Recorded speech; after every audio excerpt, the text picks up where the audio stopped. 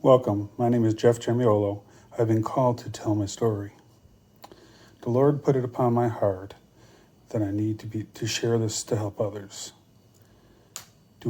heal, to inspire others to heal. Despite as I have done this alone, it would have been easier if I had a support system. I unfortunately did not have the luxury of others. The data is accurate at the time of this recording, to the best of my knowledge and recollection. I am a victim of identity theft, and there is still ongoing legal investigations going on. Because of this, I have limited the detail. I give no rights to anyone to use any part of this material for any other reason. I am sure that there will be a movie or book coming. I need to also say that I do not authorize anyone to act on my behalf.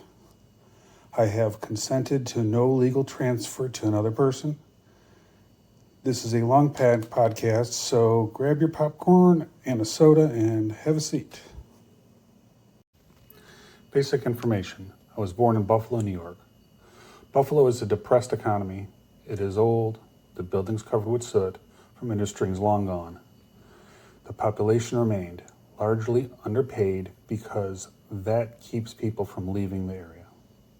Its heyday was pre-World War II, when industry still strived in the area. The economy got worse, but the population stayed because they owned properties. It's hard to sell a property for an area in decline. The outgoing flow of the population from the area and the state has been declining for years. Please look up the statistics. It is staggering. I believe that Buffalo is no different than any other Rust Belt city. I was born Jeffrey Fisher and later got adopted by my stepfather when he married my mom. I will refer to him as adopted father. Technically, he is not my stepfather because I was adopted. I have two older biological brothers and a younger brother by adoption. I recall a brief time when all the children lived under the same roof, but that was for a month or so. For the most part, it was the oldest, the youngest, and myself. My adopted father had two daughters from a previous marriage. They are slightly older than myself. Near death. While at Beaver Island Park on a day trip with the family, I swam on the lake and almost drowned. All I recall was bobbing up and down in deep water and then lying on a beach with a lifeguard giving me CPR. I recall seeing a light and hearing a voice, but recall nothing else, as I was young. Looking back at that time, something changed in me as my thinking changed as time progressed. Friends became harder to get or keep. Clearly, something changed in me. Catholic school. Our family was Roman Catholic, but we did not go to church other than holidays, weddings, and funerals. I was baptized and had my communion, as far as it went with all that. We then lived in the suburbs of Buffalo because my adopted father wanted his kids in better schools. Because of the lack of funds, the city schools were out of the question. We moved to the Amherst area. We lived in an apartment complex. My class consisted of less than 10 kids, as it was not a big church. It was St. Peter and Paul Church/school. At one time, there were more students, but less people send their kids to Catholic school, and the public schools were decent in the area. I enjoyed school until my 5th grade, when I was failing religion class, but passing all the academics. The school made a deal that I would either repeat the grade or they would pass me if I went to a public school. Looking back, this makes sense because I only failed religion. My little brother was 3 grades behind me, so a decision was made to change schools. My adopted father decided to buy a home, so we moved to an actual house in Amherst proper rather than the outskirts. The schools were great. My mom. I'm not making excuses for my mother, but she did not want to have any more kids, but needed to marry for financial reasons. She married my adopted father, so she had my little brother. Prior to him, there was another little brother, but died during pregnancy or childbirth. That makes my little brother the only child for my adopted father.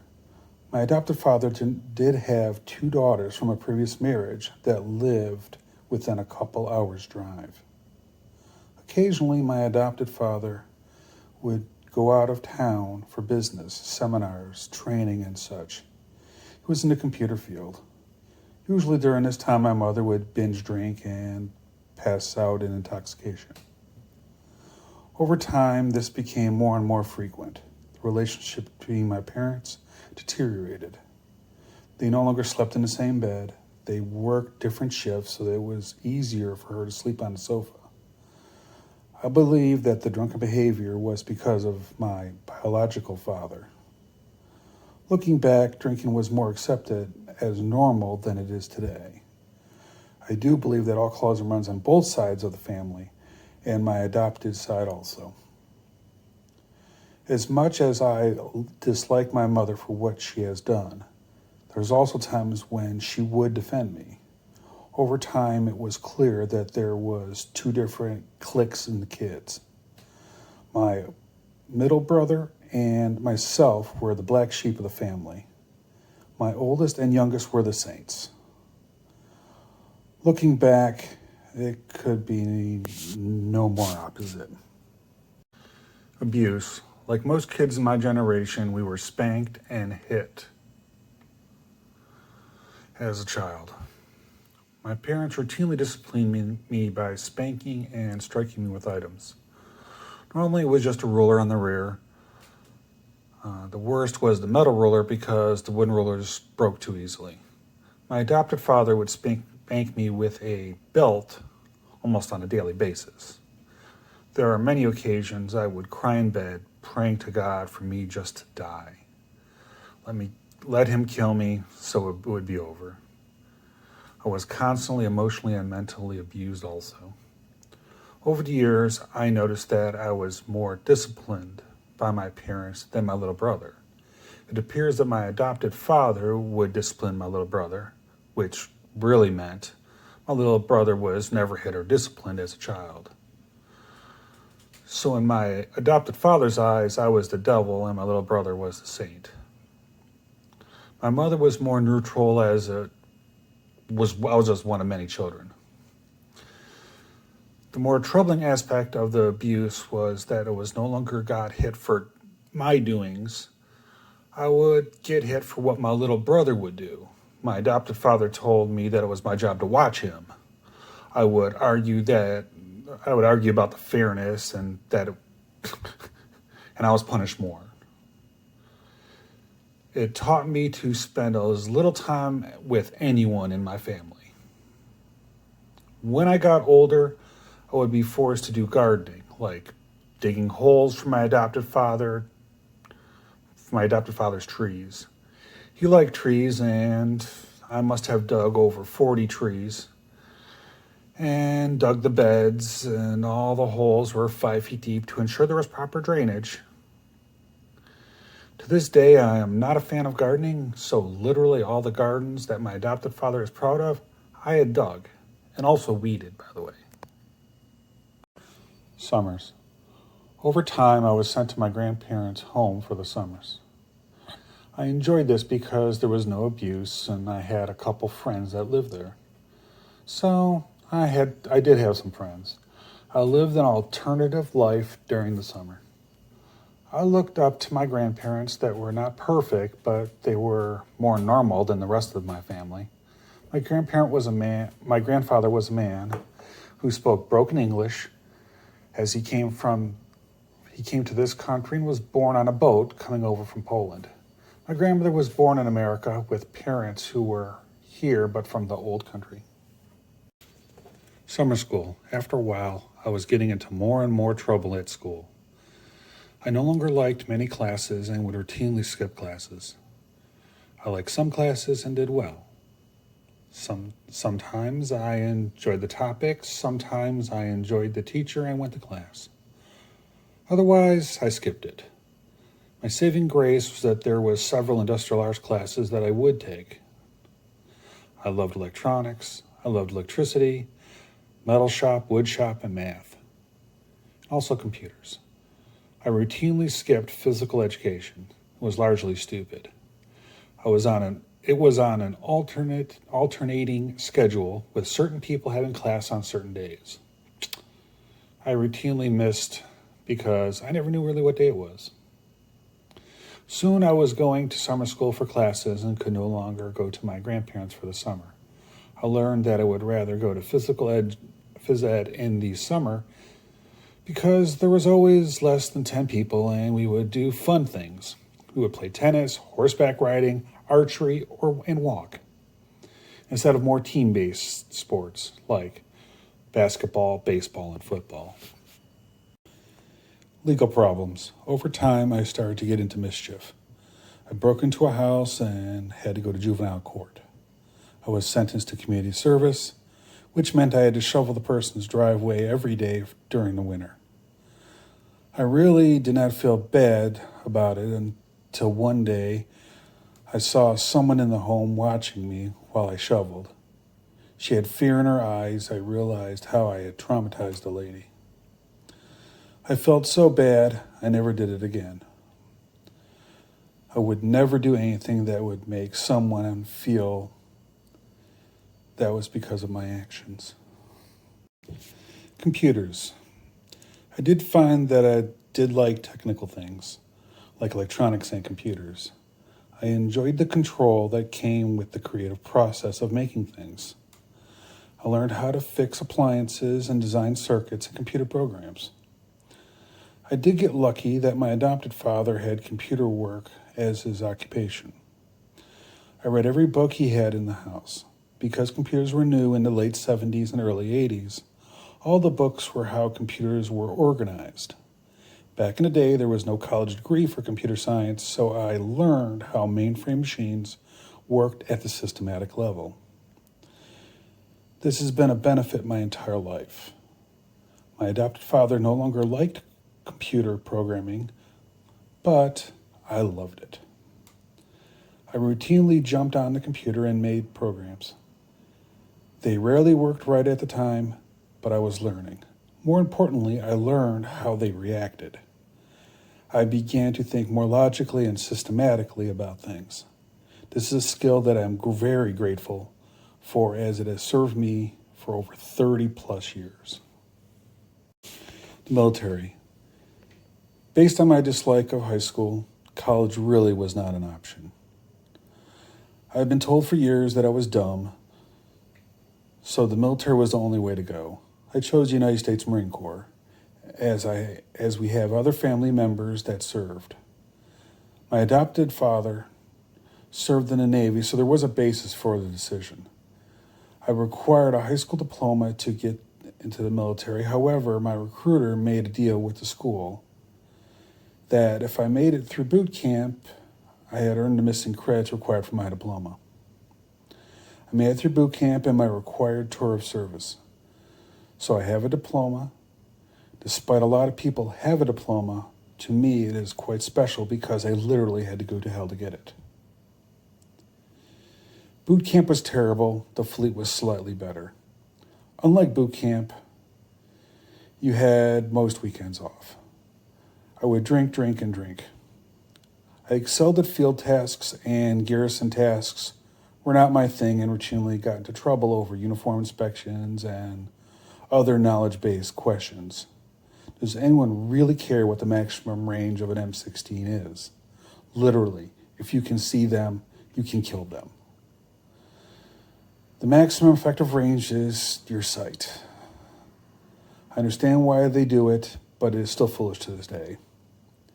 I have the dubious honor of literally been an E1 3 times, an E2 twice. I was an E1 private with a service stripe, meaning that was for 4 years of service. Needless to say that whenever we had an inspection of troops, I was on guard duty because no one wanted to explain that to the general. During my tour of duty, I had been on 3 Mediterranean cruises of 6 months each. Normally this meant I was thrown on some stupid Navy duty like mess duty, laundry duty during the whole time. They had to send someone anyway, so might as well send Jeff, right? I did welcome the disconnection from my unit. You can only deal with ridiculing so many times. In the whole time, I literally went ashore only 6 times for a couple hours. Each time I would drink. Sometimes I would get lucky and find a bookstore and I would purchase a computer programming book, if there was one, and in English. On several occasions, I found a coin and stamp store and bought a bag of stamps for my grandfather who collected them. Oddly enough, because you are not from around there, a lot of bars would give the stupid Americans what I call funny money as change. I laughed and kept that separate. I put it into a can when I gave it to my grandfather as he collected coins. So it was funny that I got coins from the Roman Empire. It was no longer legal tender, but it was great for a collector. My grandfather would spend hours researching and cataloging them. It provided happiness. Because of the pattern of misconduct, my command decided to terminate my enlistment early, as they believed that I did not take orders well. They opted against a court-martial because some of the offenses had little evidence and would implicate other officers that were connected.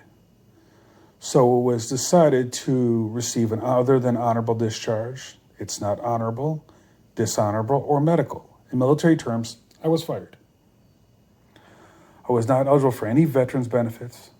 I was good with that because I just wanted out. College. After many years of minimum wage jobs, some manual labor, some technology related, I was already knowledgeable but lacked paid experience in programming. I finally got my driver's license. I did some contract computer work for $100 here and there, but not enough to actually make a living. Don't take this the wrong way. I love programming. I love the solving of the puzzle, the process of creativity, turning the idea into something usable. As much as it is not a physical item, it is still very satisfying to me. My parents convinced me to go to college, Erie Community College. I decided to go for business administration because I already had been working in the computer science field. Perhaps I was naive, but you are supposed to go to college to learn something, and I already knew what they were teaching as far as computer programming goes. I was being paid for that type of work. I actually wanted a degree in material management, which had resource management for manufacturing, but that class was canceled because there was only a dozen students interested. So literally, it is about the money, because if you only can get material management degree, it was in more demand than the generic business administration degree. So I don't get it. I enrolled and got federal aid for the courses since I was already an adult. Initially, I was excited, but soon you realize that you are taking 6 classes all about how to market to people. Because I did not come directly from high school, I was also required to take remedial classes because I was not as advanced as the students continuing from high school. I loved math and had always done well with it. I sat through the remedial class and thought that was because I was literally in a class for beginners. I completed the class and went to the advanced class and was horrified because it was not as advanced as you would expect for college. Business math is addition, subtraction, multiplication, division, fractions, and percentages. I was shocked that people fresh out of high school could not do these things. We ended the class only half done with the syllabus. Some of the classes had issues with long division. What was troubling to me was that they did not even get out. I don't even know how they got out of high school. How'd they pass the entrance exam? We had courses in accounting and economics. I believe that it would always be a business owner. So all electives were along those lines: business investment, statistics, and the like. Much more interesting than any of the boilerplate. Year 2, I officially dropped out because I was no longer interesting. I wanted to learn things. Looking back, I realized when I was not paying attention in high school, I clearly was, because it made sense. Computer services. I worked as a hardware technician for a local computer support shop. It was not that exciting, as I was more acting like an installer than a repair person. I knew electronics. I should be able to repair these things. I knew how to program them. Clearly not the same support shop I was looking for. I worked in a call center for a company that was an overflow call center for Microsoft, Borland, Disney, etc. When you call in after hours for your upgrade copy of Microsoft Office, you got me. I pretended to be a real employee. Things we do. Looking back, it taught me that people lie. After receiving hundreds of calls a day regarding defective CD media, the defect rate is less than 1%. It appears that people just want a backup copy. People are not always honest. First career job. I was 29 years old, 2 months away from being 30 years old. And I finally got a break on the programming side. A former Westinghouse division needed a developer. My recruiter contacted me and we talked. It appeared that there was a demand for a language that was 30 years old. The year 2000 bug. I interviewed and got the job. I was crazy worried because I had never been paid to do that type of work. I was reminded of the fact that I remember this to this day, just because you did not get paid for it does not mean you can't do it. I accepted an offer for $32K a year as a systems analyst. I was to report to work in 3 weeks.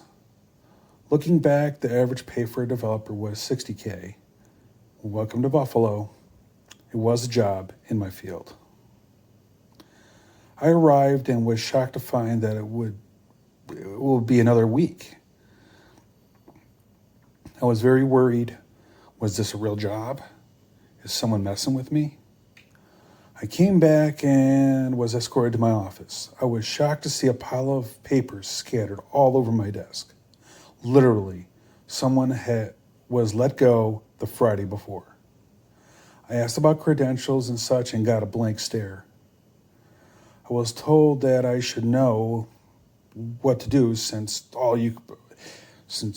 you are all computer people.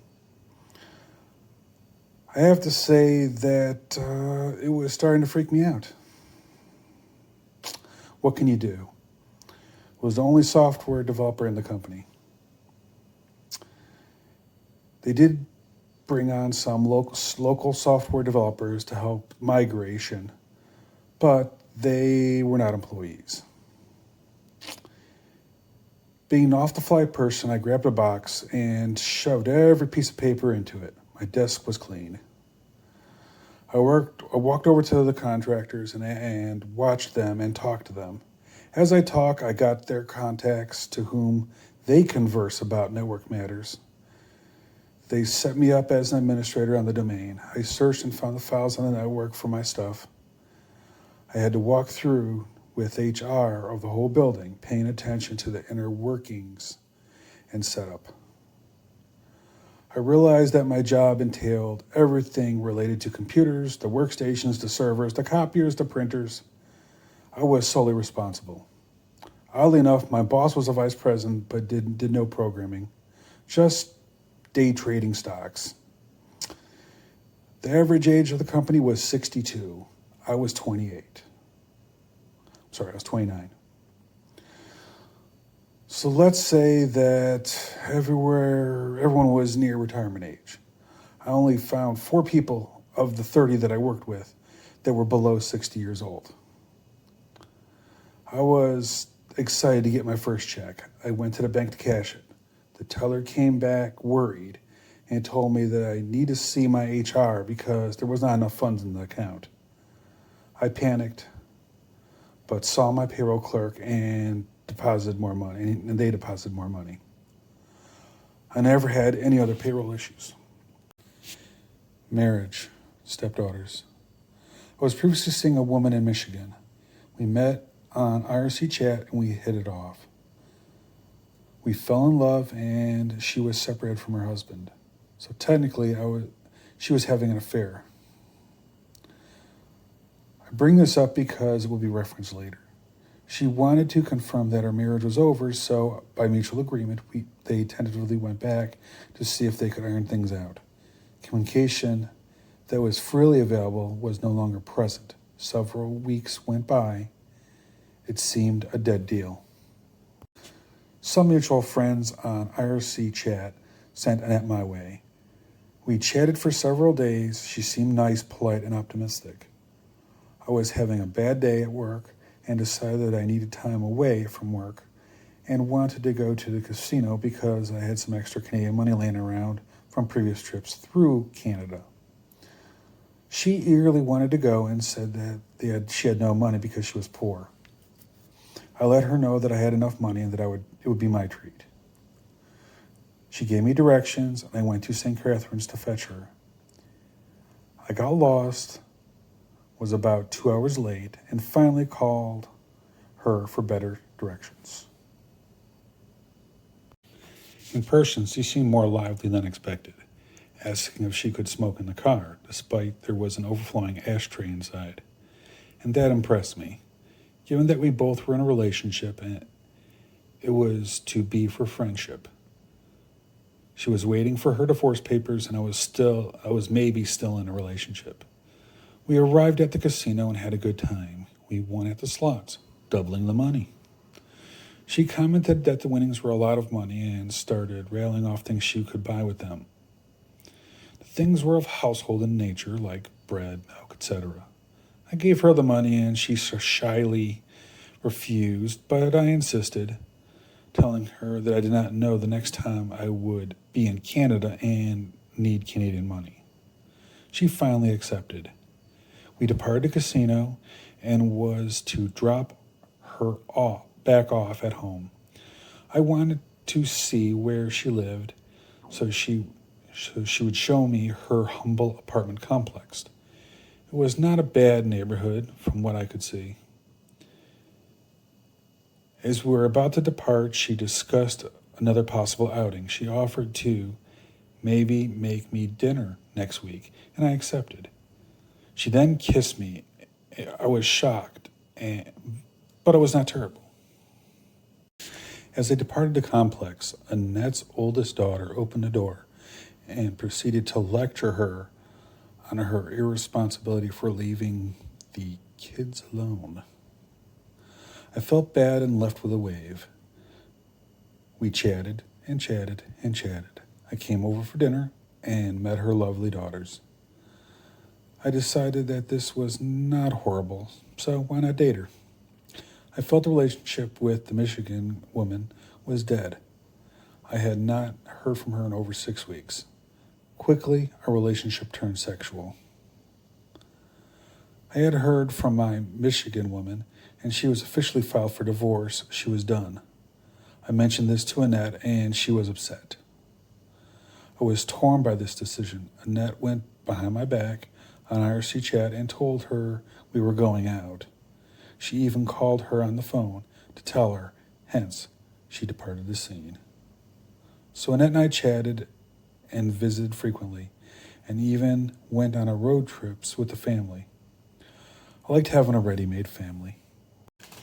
I was required by my job to take a week off, so I decided to take a vacation, a road trip to see America. She was excited by this. We departed and stopped at various places, among which was Mississippi, where I actually had a relative. This relative named Susan is my third cousin by marriage. I've known her all my life, and we have history. I had not seen her literally in years, but have known her all my life, and we have sexual history. On and off. Annette picked up on the chemistry and was not thrilled. We left there fighting because she must be a threat. In an effort to appease her, I agreed to not see Susan or communicate with her. I chucked us up to Annette being territorial and moved on. It was understandable. She received her divorce papers and I proposed shortly after. She was happy. We started discussing the family coming to America. Annette's oldest was not happy, but the younger were happy. Despite Annette showing that she is territorial, she seemed to be reasonable. She was excited to leave and move on with her life. She was tired of being the breadwinner, as she mentioned on several occasions. We had a very big disagreement over inviting members of my family. Annette threatened to call the whole wedding off because of Susan. She had gotten wind that I was getting married and wanted to come. My family is small, and generally it is anyone who wants to come can come. Annette was not happy, so I sent Susan an email stating that I wanted to be left alone. Annette was once again pleased. Because Annette was not a citizen of this country, we had to go through the immigration process for us to marry. It was almost a year-long process. They did background checks to confirm that Annette could be here. Seems like the government sometimes is interested in ensuring serial killers or people with infectious diseases don't come in. I bought a $42,000 house in the suburbs of Buffalo. It was small but cheaper than rent. I had no credit but got a private loan from the owner. My payment was $336 a month with the stipulation that I had to pay taxes on the property, which was about $2,000 a year. Looking back, that is a crazy amount of taxes for the cost of the house. I purchased a different house in another state for nearly 10 times that, at 10 times that value, at the same tax rate. Now I understand why I left New York State. We were married. She wanted to work and looked for work. She took some jobs nearby. When working, she was happy. On many occasions, she would bring work drama home and relay it to me. Being a good husband was as attentive as possible. It took 4 hours to explain in detail the drama of the day. My job has no drama. Well, not that can't be explained in 5 minutes. She started a new saying around the house, "It's my way or the highway." I assumed this was a song lyric by her thinking was actually changing. All in all, things went well because I would do the work. And I went to work all the time. She kept jumping from job to job for various reasons. The reasons seem foolish, but if she was not happy, she would make my life unhappy. I heard several times when we would go to her grandparents up north that she was on, quote, Canadian retirement, end of quote, which is when you stop working but let someone else work. Wait, the other person is me. Not thrilled since she was not as much older than me, but things we do to keep our happy home. I assumed that she would eventually find something else. As a family, we went to go see a psychic for each of the stepdaughters' 16th birthday. She gleaned some insight from this. We would move around. She would have a big house and lose it. I would leave her for a younger woman. I believe this put the seed in her head that would continue until my departure. My mother's death. I received a call from my adopted father that my mother had passed away and he was at the hospital. I quickly grabbed the net and we went. There was nothing to see other than her lifeless body with some blood coming from her mouth. It was a shock. She had various alcohol-related problems, but nothing recent. The family all came together, including my middle brother, who lived in Colorado. Our family was not as close and started to break up more. Until our grandmother passed, when our grandmother passed, the family loosened. You could say that in a Polish family, the mother keeps a family together. I believe that they are the center of the family. It was unexpected. My mother did leave some money from some investments that my adopted father gave me when requested. It was $12,000. Over the next years, I slowly received for different things, $1,000 for my youngest daughter's car, $1,000 for my middle daughter's college, something to make ends meet. Things financially were not easy. There was very little extra money, but to me, this became normal. Within 6 months, I'm starting getting subtle hints that my adopted father regarding him getting remarried. Within a year, he was remarried, and it was not a shocker. My adopted father could not live alone. He was codependent and could not cook or any other household duty. He quickly married and sold our old home and moved to Lockport, where he bought a new house. Oddly enough, he bought a model home and then dumped an additional $100,000 and enhancements to it, so his house had a perceived value greater than those of the houses around him. That money would never be recouped. Your house is only worth what the surrounding houses are worth, but it's not my money.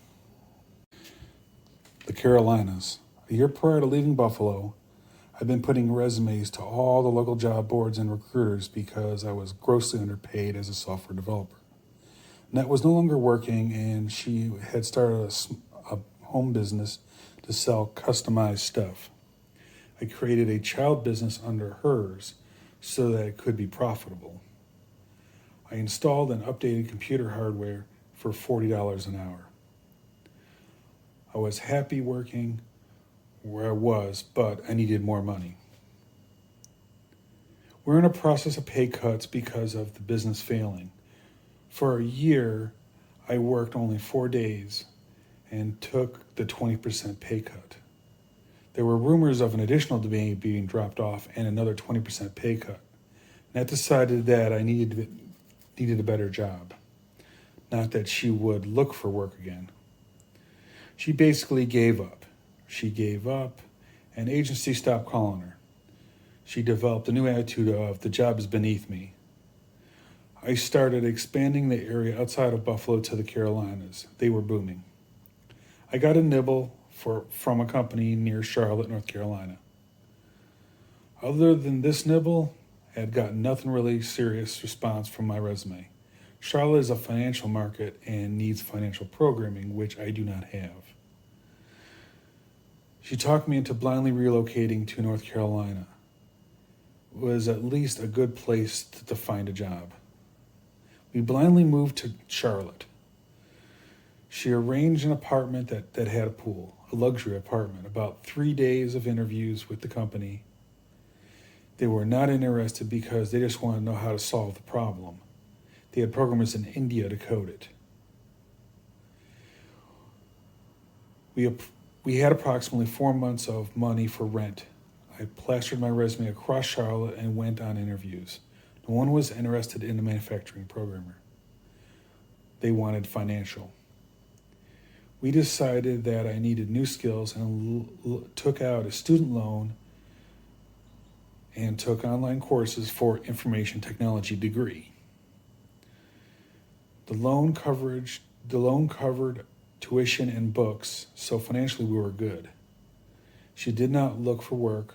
She instead worked on her business. I would study by the pool while she swam.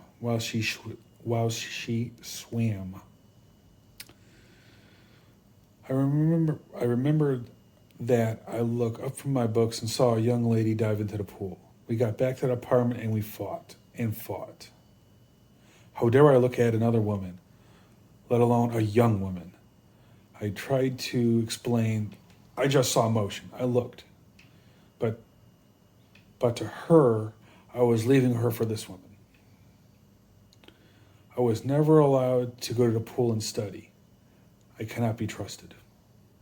I appeased, even though I enjoyed the peace and quiet of her not being around.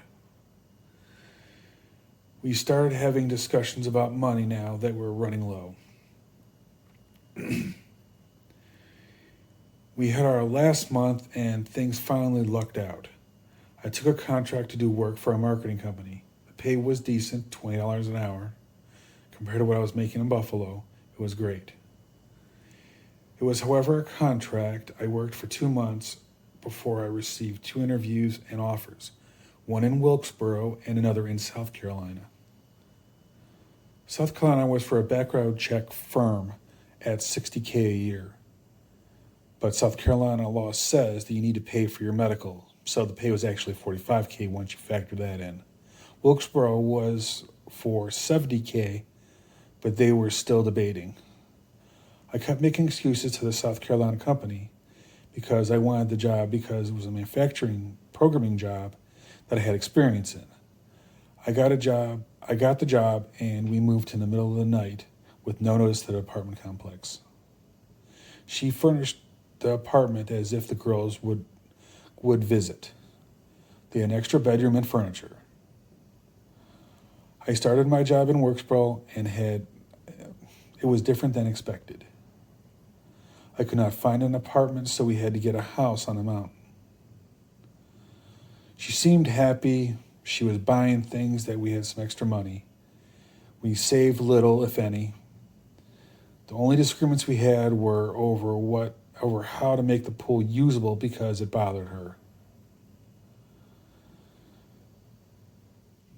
She looked for work in this small town and was unhappy not being considered for a manager of a battered women's shelter in town. They were looking for more education experience with them for managing a shelter. She took offense and stopped looking for work. Annette's youngest contacted her regarding she could no longer afford the house. She had to do a hasty move.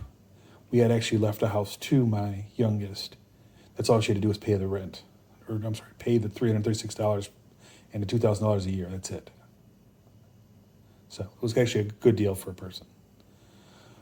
I paid for the move and subsequent home repairs to get the house in condition to sell. She was in her glory. She had someone to be with her during the day. The rules were simple. She needs to look for work, and she did. My youngest stepdaughter looked for work. Annette started drinking. It was not every day, but there was no inherent reason. Possibly to relax while watching the animals in the backyard. On days she did drink, she would be drunk and horny by the time I got home. She did watch a lot of porn. She would show me to help get into the mood, but I was tired from work and the commute. This was the routine this routinely would trigger an argument. If you're not getting it here, you're getting it somewhere else. I appeased and really wanted to go to bed. I had a female boss that was married, but she had a very nice southern accent. It was soothing, and I did enjoy listening to her. I mistakenly mentioned this to Annette, and the fight starts. She assumed that I was having an affair, despite my boss is the vice president, which is her daughter. This was her daughter, his daughter. She saw this as a threat, and we had to move and get a new job. The job needed to have more money than the last one because she can't go down in social standing, and clearly that must be a Canadian thing. Texas. In an effort to appease her, I looked for another job outside 8 hours driving distance, which was Texas and Florida. It had to be 8 hours away because I might somehow, quote, drive back and cheat, end of quote. I managed to get a job offer based on a series of phone interviews in Texas. It was for $80,000 a year. Annette decided that she actually wanted a house, So I had to get a good house, 385K plus house, a mini mansion as she calls it. I drove to Austin to view the employment and potential housing. I could barely afford the house, but that it was what she wanted. The job sucked, but I had no choice but to make it the best of it. The job was easy, but the conditions were horrible. Working in a tin garage with no air conditioning, I began to have chest pains almost every day from the heat and stress. The day before she was to fly down to Austin, she said that she would come if I would stop cheating on her. I told her I did not cheat. But to her, merely thinking about another is cheating. So I appeased, and she traveled to Austin. She continued to irresponsibly spend money on more furniture for the larger house, with dreams that the whole family would visit at Christmas time. She drank more often, and it was more routine that she was drunk and horny. Some days I would work overtime so I didn't have to come home and deal with her. Work in the sweatshop was not pleasant. For lunch, I would sit on the back step and smoke. Soon, others would sit outside and smoke as the weather was nice. After several weeks, I noticed a pair of stray cats that came around for food. I would feed them if I had some. Another person, a female, said that I should name them. I did. At home one day, Annette asked me how my day went, and I talked about the cats. I told her the story about the female telling me to name them. Annette's jealousy once again reared its ugly head, and even more chaos ensued. To her, naming the cats was someone else is considered a relationship. At this moment, I stopped discussing anything about work. It was a terrible place to work, and I really did not want to hear it. It gets old quickly, having everything that I did that did not meet her satisfaction to be used against me. It was like she sat at home all day drinking while creating more twisted ways to start fights with me once I got home.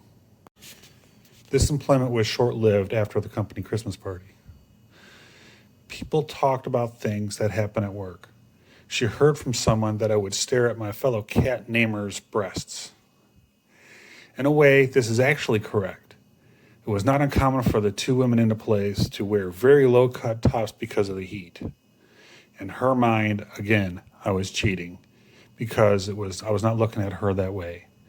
In an effort to appease, she wanted me to send the cat naming woman a closure letter since she was on maternity leave. I did as requested.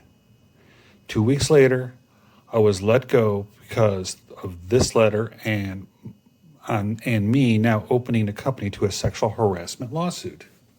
At this point, we have no job and prospects look bleak since the only other major employer of developers was laying off, about 1,000. So, time to do something or move. I did get a line on another job that paid a wage that could work. It was $20K less than what we were making. We would have to make some changes, like both of us work, but she was not interested in that. We could have even put the house for sale. She believed that she stopped her career for the sake of mine. I really did not care at that moment. I just wanted to be left alone. She found a job that paid $400 a month to run a small motel in St. Petersburg, Florida, for a management couple. It was something that she was good at, so I agreed because I can work anywhere. We notified the bank that we can no longer afford the house and proceeded to embark on this move. My youngest stepdaughter had to get an apartment and was on her own. Florida. They were looking for a management couple, but really they were looking for two people to do everything from maintenance, housekeeping, laundry, front desk, etc. It occupied the whole time just keeping the place running. She initially was happy at the challenge, but found out that there was no budget and previously the place rented by the hour. We fought and fought. I was accused of cheating or instigating cheating with almost all, quote, guests that arrived. I was upset and took the keys to the truck and said I was leaving. She texted the hell out of me and said she was going to call the cops because I stole, quote, her truck. I gave in and came back. Ironically, the truck is in my name, my registration, my loan, but it is her truck. Anyway. The owner got complaints from the tenants that we were fighting too much. We were fired. We got $200 from the owner and asked to leave. We found a day labor agency in the phone book to see the phone if any jobs were available. There were none. We lived out of the truck and the emergency supplies that we stored just in case. They were 4 to 5 years old, but canned goods are still good. We would drive to the day labor agency during the day and camouflage the truck behind a Kmart at night. This continued while still putting resumes for a real job. She did catch a break and was asked to do some housekeeping for a hotel, which she was not requested for again. I got lucky a week later with some factory work. We had enough money at the end of the week for her daily pack of cigarettes, some real food, normally pizza, and a motel to shower. She appeared very worried. This did not stop any accusations of me cheating with other people, as now people look at me. Something clearly must have happened. I am sure her self-worth was in the toilet about not being asked back to that job. My resume did have a hit in Tampa. We drove there and I went for an interview. The person that interviewed me was late and noticed a woman sleeping in a truck, which was uncommon for an industrial park. During the interview, he asked me if that was my truck outside. I said yes. He said that he needs a computer person. The pay is $30K, but I can't be living out of the truck. He told me to follow him, and he drove me to a nearby in-town suites, where he paid for 2 weeks for us. We caught a break. This job is better than no job. I did camera work and some computer work. Because of paranoia over me, quote, cheating, and me not answering texts within 30 seconds of receiving them, I must be cheating. If I didn't answer the text after 30 seconds, dumb Jeff, very dumb Jeff, said, look, there's a camera right on me. You can see I'm doing nothing. So for the next 3 weeks, she watched my cubicle. I now have been accused of all things since women routinely adjust their clothes when they walk by. Our company needed more phone people, and my boss knew that Annette was not working. I asked her, and she accepted $8 an hour. This calmed things down for a little while as she was busy. She seemed happier.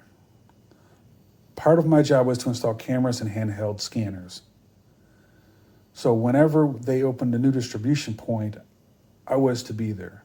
And that went with me on several occasions. On the last one, she freaked out. It was cold, she was miserable. I took her to a warm motel and abandoned my job. We drove back to hear that I was fired. So was she, not a surprise. We had saved some money as she was working and could not spend it all. We came up with another place to go, more Central Florida, and blanket more resumes again. Ned found a place that you can prepay for 2 months with food included. The logic was to buy time for getting another job. I put resumes out, nothing. We fought more and more.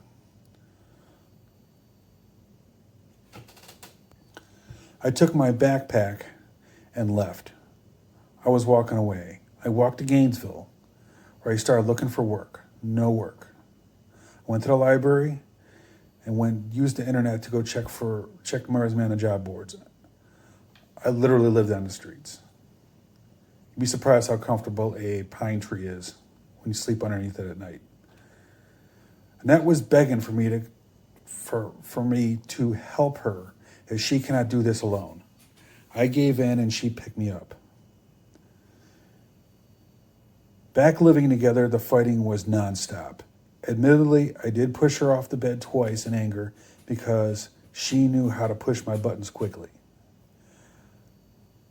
I didn't know if she liked angry sex or what. I did not like being angry.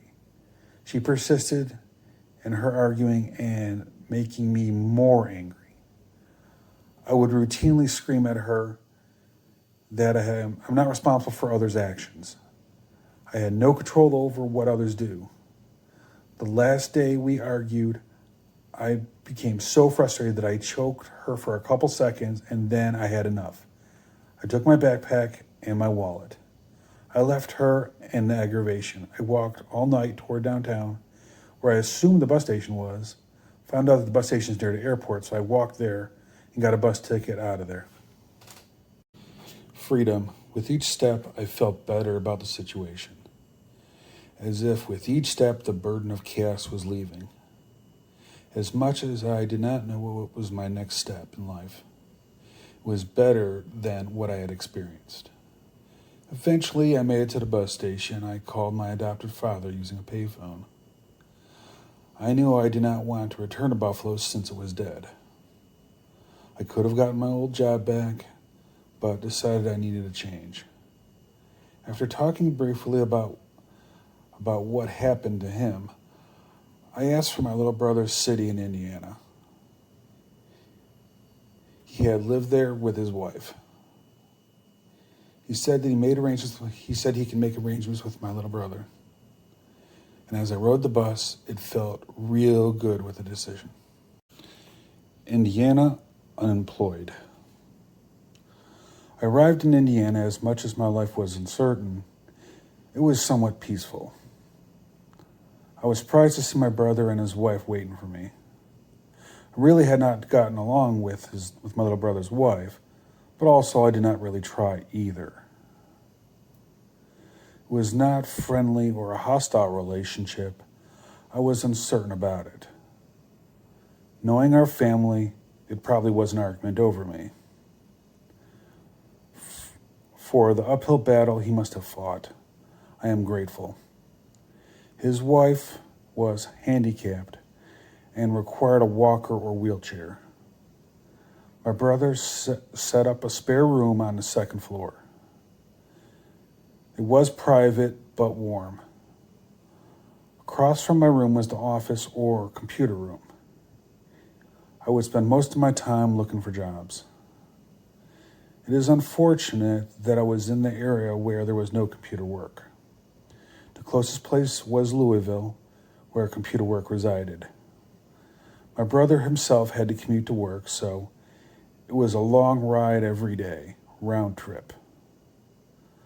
But I submitted my resume time after time, generally with no answer. When you are new to an area, most employers will not hire you since they do not know anything about you, and they think you'll just leave. Usually it takes 6 months of having presence somewhere before someone will take a risk on you. Usually it is an entry-level job. My occupation was already that of a software developer, a senior one based on my years of experience. But I persisted and knew one day someone would say yes. I heard from Annette via my brother because his wife was on Facebook. So I called her, and she begged me to come back because she will change. I said, no, I am not coming back. I went to the government office for benefits, and after much talking with them, I was eligible for food stamps, but not any other type of assistance. It appears that I was fired from the motel job, and from an unemployment perspective, was not eligible. I was heartbroken because that was the quickest way out of my situation. But at least I could contribute to the household to offset the cost of me living there. I went to the store every day and made dinner for my hosts. I submitted my resume locally and could not get a minimum wage job as I was overqualified and they knew I would leave. I thought about ways out of the situation. Well, to solve the living arrangement, I could put myself on the Plenty of Fish dating site to explore the cohabitation route. That did not work out, as most women are horribly defensive and rarely respond, if at all. To occupy time between job searching and daily meal preparation, I decided that I needed to update my skills. I believe that maybe my skills were a bit outdated. So I started programming again, learning new things. Over time, the situation in the house was getting very messy. My brother elected to have an affair with another woman and brag about it. I felt that time was running out before things would blow up. It is not good for the only person that wanted you there was doing this. I had more respect for his wife for putting up with my brother's antics. I got a bite on a dating site and began to chat with her. It did not appear to be anything serious. I did enjoy conversing with her. It connected me to the world again. I mentioned it to my brother that I may want to meet her but was shocked to find out that it was his mistress. Things got quite crazy quickly. He was mad and said that we needed to go for a walk. We walked in a wooded area when he confessed angrily that he was going to marry her. My brother has anger issues, so I thought of me being killed ran right through my head. I really wanted nothing to do with any of this. I assured him enough. I wanted nothing to do with her. I just wanted to talk to her. He finally accepted that. When we arrived at the house, I sent her a message that I cannot meet her nor talk to her. I got rid of the account completely. I did wonder how long this had been going on and why. He appeared to be happily married. My brother convinced me to go with him to a local bar, which seemed weird, so I went. I figured, why not? I needed to get out of the house anyway. I was depressed, no home, no job, nothing. Then I found out why. His mistress arrived and they wanted to dance and drink. In a matter of minutes, the situation went from crazy to insane. My brother's wife walked by herself to the bar, which must have taken a long time since she's on a walker. She caught the two lovebirds together. There was some screaming, and my brother went after her. I did hear him say that this woman was my girlfriend. She clearly did not believe him, as his actions were off for a while. I swear I do not look for drama. It finds me, clearly on speed dial. I walked back to the house, uncertain what to expect. I went into my room and hid. The next day I found out that my brother grabbed some of his stuff and moved to a motel. I do not know why, but I felt guilty about my brother's actions. I was embarrassed to be related, well, half related. It was like walking on eggshells. I did not speak much to his wife, only when I had to. Kentucky.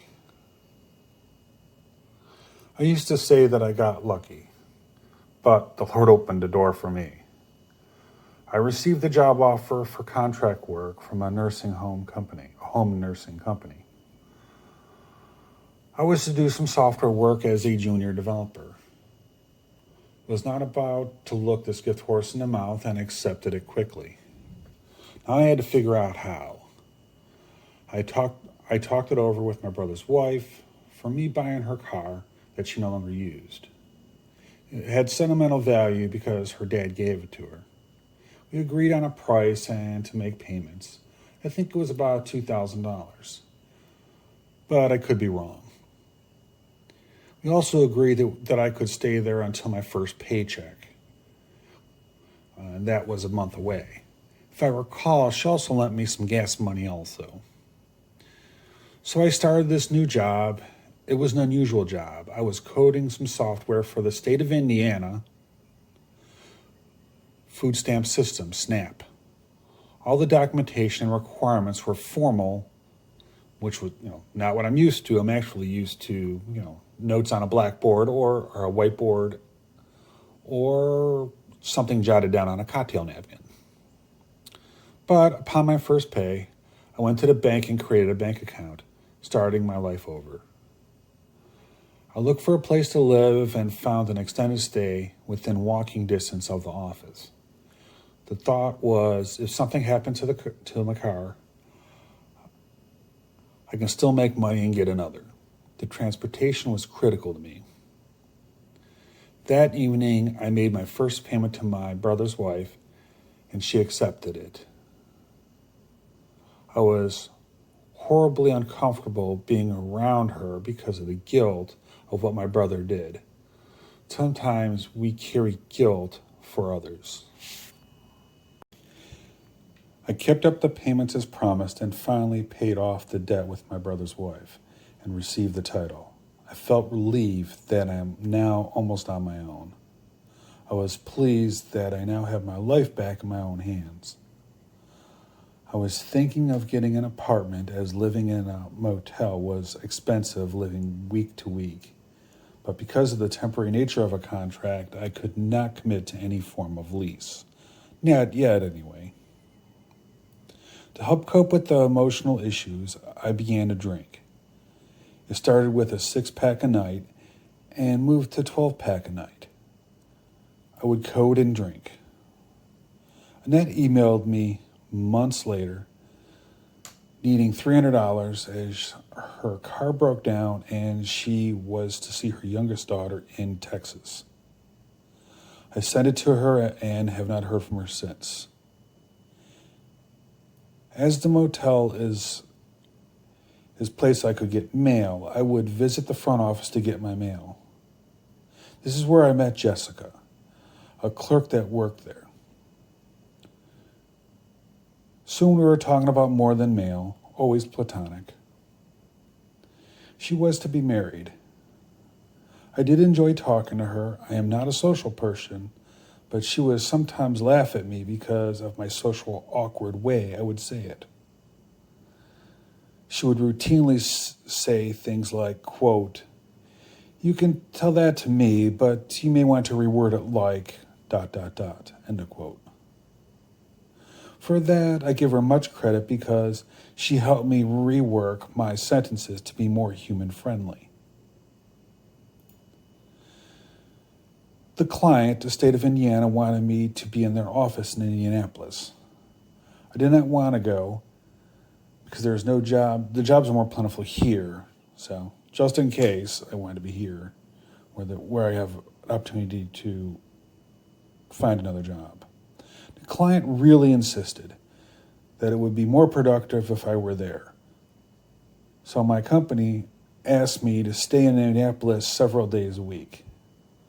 I accepted driving to Indianapolis on Monday afternoon and returning Friday afternoon, company picking up the mileage and the motel room while there. I had a company laptop, so all was good. It became harder to talk to Jessica as her schedule was more during the week than the weekend. I missed our conversations. Right before my contract was to be renewed, my contract was not renewed, and I would be let go. It was a horrific shock. But I did have some money in the bank to weather the storm, so it was not fatal. Financial. Because I have been living in Louisville for a while now, I was picked up by a payment processor company. I applied for a lead developer position, but got a title of software development manager upon hire. This was a full-time position. I was excited. Finally, I can get an apartment. For those unaware, employment is at will in Kentucky, but contracts can be stopped anytime for any reason. That is why companies use them.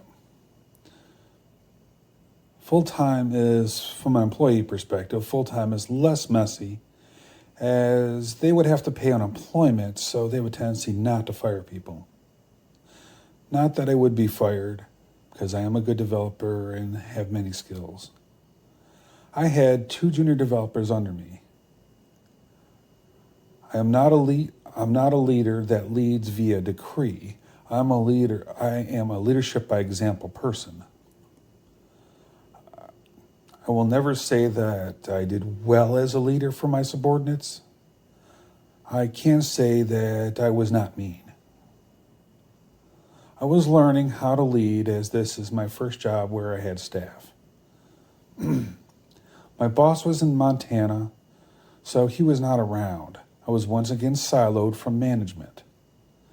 I learned to manage others by myself. I got an apartment close to the office, again within walking distance. As the car got older, I drove it less and less. Soon I stopped the insurance on it because I was not driving it. It was just a monthly expense that I did not need, drinking more and more as my job was stressful. I was responsible for the work, but not the management of the staff. I was a glorified babysitter. I performed 90% of the work since my staff seemed to always need their hands held. I recommended to my boss that my staff get replaced. He was not thrilled and kept talking me out of it. I later learned that managers get paid raises based on the number of staff they have. So he wanted to grow the staff to grow his wallet. I believe you should grow your staff because of the workload. Looking back, this seems to be a common trend in most companies. I drank more and more.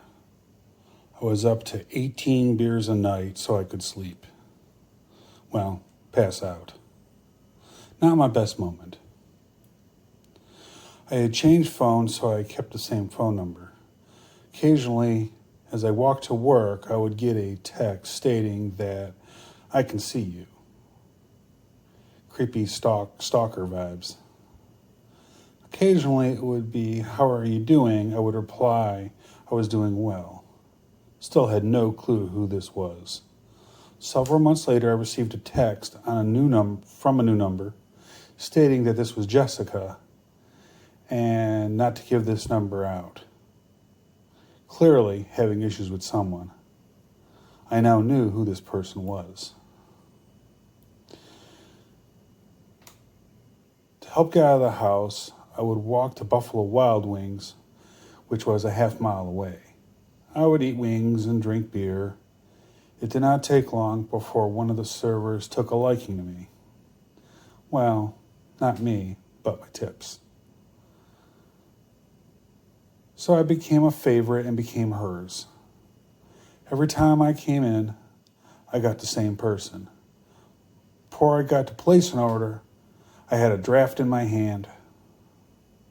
Sometimes she would raise 2 or 3 fingers, indicating 20 or 30 wings. It was always the hottest. There are occasions when a server would take bets of whether I could eat the blazing wings. I had sinus issues and could not taste, so hot sauce helped drain my sinuses. She made bank on me.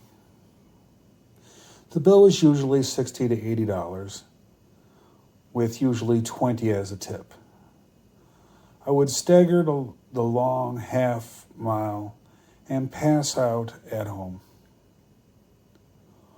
On several occasions, the police were called for someone walking while intoxicated. They talked to me briefly and usually gave me a courtesy ride home, as it may have been drunk. I may have been a drunk, but I'm polite. Sometimes I would walk with a pistol on my side because I had a carry and conceal permit. Not the best of ideas, but I was drinking quite a bit. On the last occasion, as I staggered home, someone threw something at me from a moving car. I screamed and pulled my pistol out and shot many shots in the air. Not my finest moment. I resumed walking home. Soon I was surrounded by police and was handcuffed.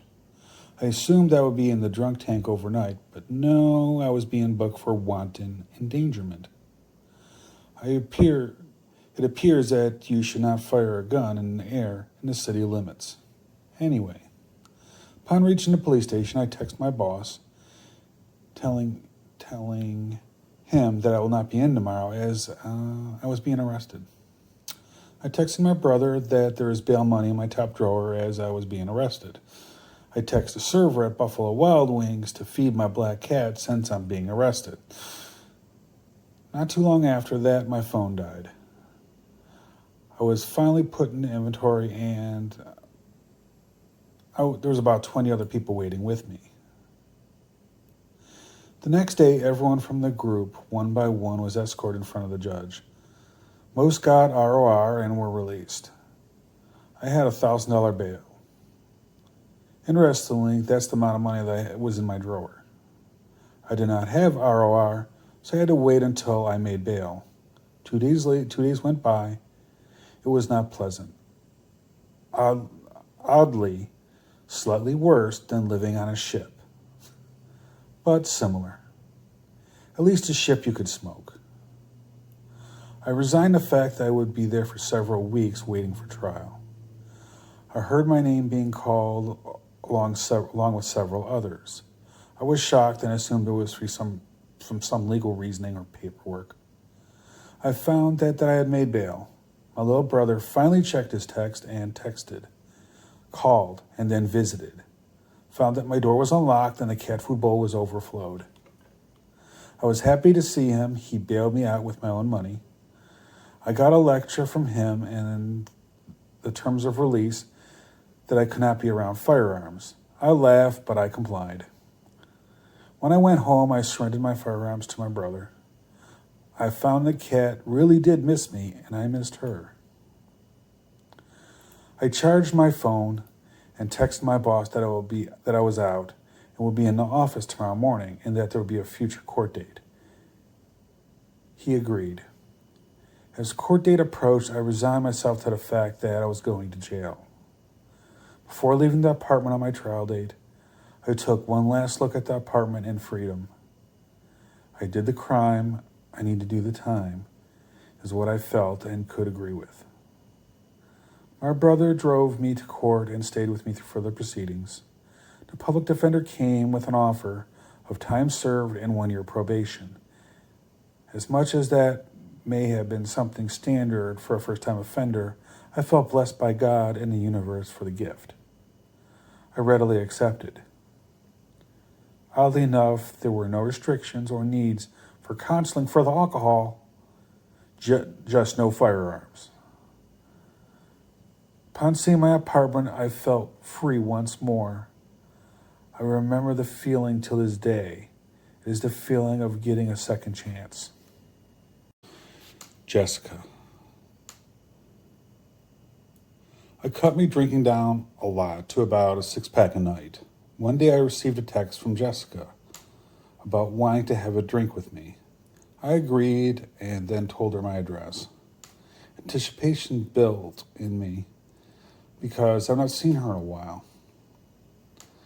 The day arrived and we saw each other. We drank hard liquor and chased it with some beer. Rum was her drink of choice. She was fun to be with. She talked more when drinking. Rotten news is that I remember less while drinking. I did enjoy our time together. She talked about her failed marriage. It seemed that it had blown up on her. after a couple days. She made it clear that she was quite jaded about marriage. Soon it was a weekly Friday event. After several hours, her mom would pick her up after work near 2 a.m. Soon her mom was drinking with us, and it was different. As Jessica was younger than me, her mom was my age. To put it nicely, her mom had battle damage and drank all the time. Jessica mentioned that she had to share a bed with her brother, and they were both living in the apartment with their parents. There were times that we had a couple drinks, laid upon my bed, and took a nap. Hard to believe nothing sexual happened at that time, but I'm very slow to move into a sexual relationship with anyone. This is a lesson I learned with my little brother. He would have sexual relations and wonder why women did things to him when he dumped him. I have no clue, little brother. There is a correlation there. I am not perfect, as one day I drank too much and fondled Jessica pretty good. Neither of us seemed to mind. Regardless, I was self-conscious about it and never did it again. After talking with Jessica, it was determined that I need a vehicle. She gave me an ad with several models highlighted, all roughly $2,000, all older models. I went to the lot and was horrified at what happened. There were several vehicles that were listed in the ad but needing repair. I commented about the damage and missing parts and was told by the salesperson that if I purchased it, they would repair it. I was in awe. This is crazy. You buy junk for cheap, mark it up, and if it does not sell, you junk it.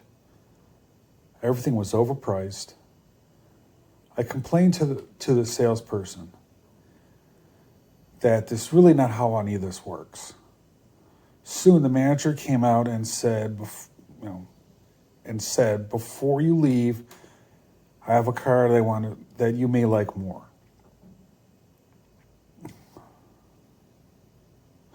I saw a Lexus with a V-shaped dent in the bumper, and as if someone backed into a pole. She threw me the keys and told me to take it for a drive.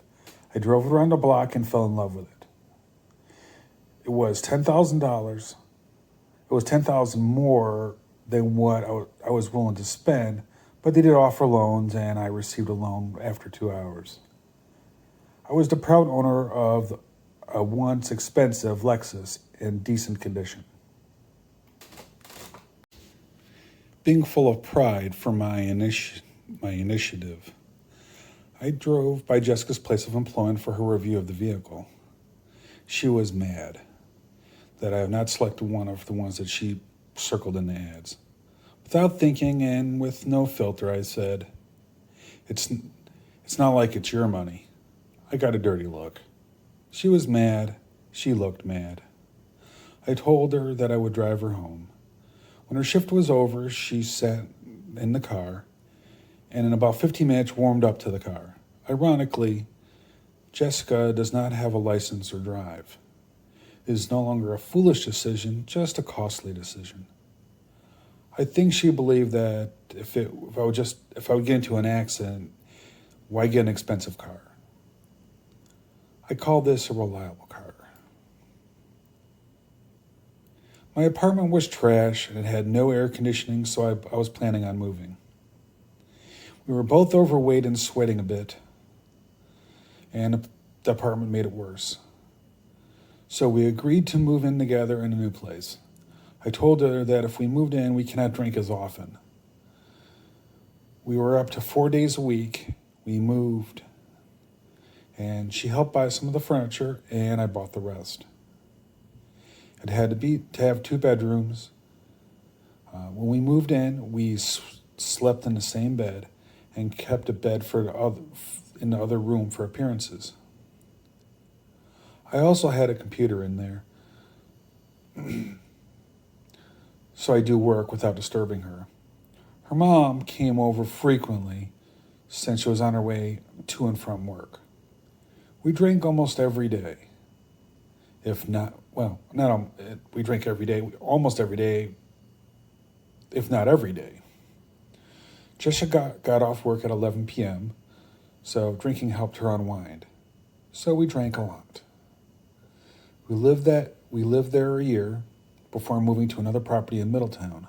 The rent was going up and not worth it. We moved to Middletown. Her family helped us move, and we moved. Hats off to them for the assistance. This new place was a luxury apartment. It was under construction, so there was a move-in now and save deal. If I recall, $200 off a month for rent. It was spacious and worthy of the money spent. It had condos on the property, so everything was tip-top. We started watching more movies, and she started smoking pot more often. Instead of drinking alone, we watched movies and drank, periodically pausing the movies to take shots. I drank less, she drank less. After about 8 months, we made love for the first time. I was crazy worried, but we both felt that it was time. She was sexually assaulted as a child, so she had issues with sex. We seemed to enjoy it. We had sex on and off about once or twice a month for a couple months before her periods would be long and crazy. She had issues with iron deficiency and needed transfusions. We stopped for a while. I heard from my brother that my adopted father was in the hospital. I got an uncanny feeling that something was wrong. I notified my boss I'd be taking an emergency trip because of a family illness. He agreed. I told Jessica that I was going away for a week. She asked if I wanted her to go. I said yes. She looked worried but called her boss and they agreed also. We traveled to Buffalo to the hospital to visit him. Visiting hours were limited, so we got hour here and hour there. Sometimes he was awake, sometimes not. We did get to have a good talk. He asked how we were doing. I told him fine. I introduced Jessica. He was pleased with my choice. He was a big bust kind of guy. We were not attempting to visit. We went to the local sites. On the 4th day, he took a turn for the worst, so visiting hours were canceled. We left for home. We stopped at Lilydale to get a psychic reading. Jessica got a reading, and it was interesting, as it was my mother who gave her the reading. To clarify, my mother was the spirit guide who gave the reader the information. The information that I received regarding myself was that my adopted father should surrender, give up, and come home, which I received as go to heaven, go, just leave, depart, be done. What also was told to her was also that I was hurting. I may not show it, but I was hurting deeply inside, and that implied that she should probably help. Literally, we left there. She wrote down what was said. I transcribed it and stored it later. We drove home. The next day, I found out from my brother that my father had passed. I was very grateful for having the opportunity to say goodbye in a way to my adopted father. I did not have a chance to do that to my mother, so that's one of the reasons that compelled me to go. I did not go to the funeral. I did not go to the burial or the wake. Soon, an issue formed in my relationship with Jessica. It appears an old friend from high school that she liked and had a fight with contacted her. It appears he wanted to mend the relationship. Being a nice person, I said sure. I did not expect what happened next. Every Friday, she would go to his place to drink. I would pick her up about midnight.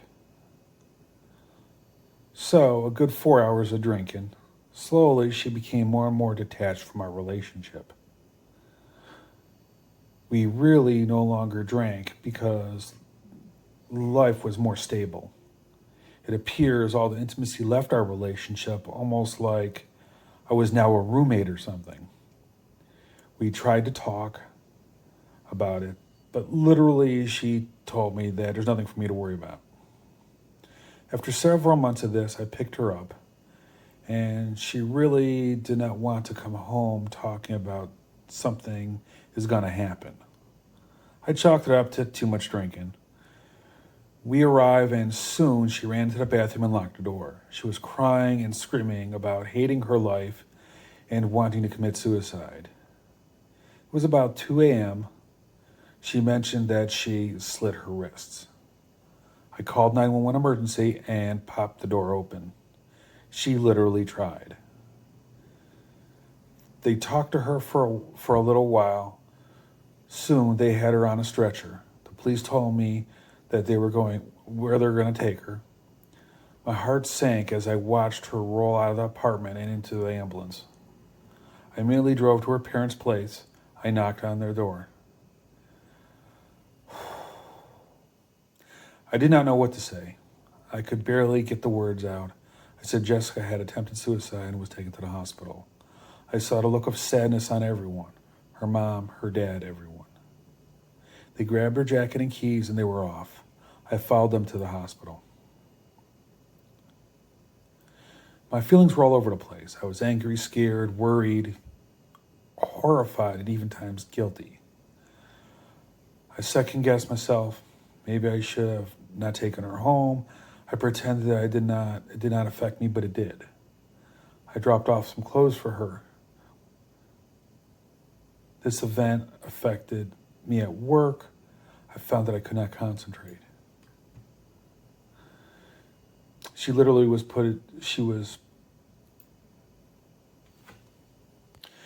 kept for a couple days where I brought her some clothes so that she had her stuff to wear versus what the hospital had. She spent about a week there doing some counseling and such. It really did bother me. Soon she was back home. She had new meds that appeared to work better. She was not very intimate, but then again, her old friend clearly had that part of her. I had told my boss that I needed some therapy, and he agreed and allowed me to take time off every week to do this. I actually took Jessica to her appointments. If I went to therapy, the doctor would write volumes about what happened in my life. Over time, she no longer went to therapy because her insurance would no longer pay for it. She went to therapy to help deal with the attempt. I drove her to therapy each week. We would talk while I drove her home. Ironically, she would tell the therapist various things I've said, and she would write those down. I didn't know what therapists are taught, but clearly not very practical stuff. Perhaps I have a gift in saying it plainly, so it could be understood by more. For a period, her therapist wanted to meet me. I would laugh and say that I'm beyond couch time. One day, out of the blue, Jessica thanked me for being by her side. In therapy, they had talked about that it is rare for someone who sticks by someone who attempted suicide. I found it odd, but smiled. Out of the blue, 2 years later, my boss from Montana came to the local office, and I was let go without reason. With no reason. No reason is required in Kentucky, but I was shocked. The owner of the business must have felt bad about some decision because he offered me a 2-month severance package, probably to avoid a legal fight. The owner of the business would come in the office and see me working some Saturdays. We talked briefly, and he told me to go home. The work would be here Monday. He had respect for my work ethic and talents. As much as it was shocking, it was more shocking when I went home and told Jessica the news. She started to freak out, but I laughed and said, "We need to go on vacation." She asked with a puzzled look, "Why?" I told her that when I start a new job, I cannot take off for a year, so we need to take a vacation now. She started to plan. We were to visit major cities and do ghost tours while there, eventually going to Florida to swim in the ocean. This was not our first vacation, but it was the first vacation alone. The last one was to Salem, where I was convinced that her mother had to come along. This time we were all alone. I updated my resume, submitted to recruiters. Off to vacation we went. Occasionally, I would take a phone interview and arrange interviews upon my return. I was a good developer, and rarely are they in the wild for long. Someone always snags them up. We went city to city, and in one city, she sprained her ankle, so we could no longer walk anymore that day. We snuggled together and watched movies in the hotel room. We canceled the next city and decided to go directly to Florida to a 5-star resort. We went to the resort and it was insane. I never expected the service that we got. Despite she was not feeling up to walking, we decided to spend an extra day. I walked on the beach and was sad that she could not walk because of her ankle. She felt bad also. I didn't want to leave. I was spoiled. But we drove back to Louisville. The ride back was hard for her with that ankle. Christian company. I was back home, and within 2 weeks I had 2 competing offers. One for the software company that sells to schools, and one that does healthcare data processing. One was downtown, the other right near my home. Within walking distance. No brainer. I took the local one. It also happened to be a Christian-based business. They would pray briefly in the morning before the start of the business. As much as religion and myself have parted ways, there was a certain family environment to it. I was a contract hire for 6 months, but at a higher rate than before, about $80K a year. We worked on the Affordable Care Act software used for reporting. There was another developer, but he got into an accident while on drugs and never came back. To make up the slack, I offered to work his shift to make up the difference. I am all about the mission. They agreed. So I would work a full shift, leave at 5 p.m., and spend 2 hours with Jessica and return to work 4 hours, to work an additional 4 hours. Jessica liked the extra money as she handled all the bills and she no longer worked. Somewhere before she quit her job and was training online for pharmaceutical technician. I paid for her school and was glad to do it. That is what couples do, right? Share? As a side effect of me working extra, I blew through my contract quicker than 6 months, and in 4 months it was completed. The company had a choice of getting another developer or picking me up full-time. They made the right decision and picked me up full-time. My pay was largely the same, maybe 10% more, nothing that Texas didn't need of. I was at $85K and glad. Jessica was having issues with her medication where it was no longer working as expected anymore. So they admitted her into a psych ward for observation. They had to shift her meds since she had already been on an unhealthy level. She was there to detox for a week. I really think the doctor should go to jail for the unreal amount she was prescribed, but what do I know? I kept this quiet from my work. I like to keep private things private. We moved to a different place across from a bar. It was an overpriced dump. Proof that you can slap luxury on the name and it can be trash. We moved again to her hometown. We actually did not even empty half the boxes. We just left them boxed. We knew we were moving within a year when the lease was over. They performed a bait and switch. Hardwood floors, carpeting, kind of looks the same, right? Not. Anyway,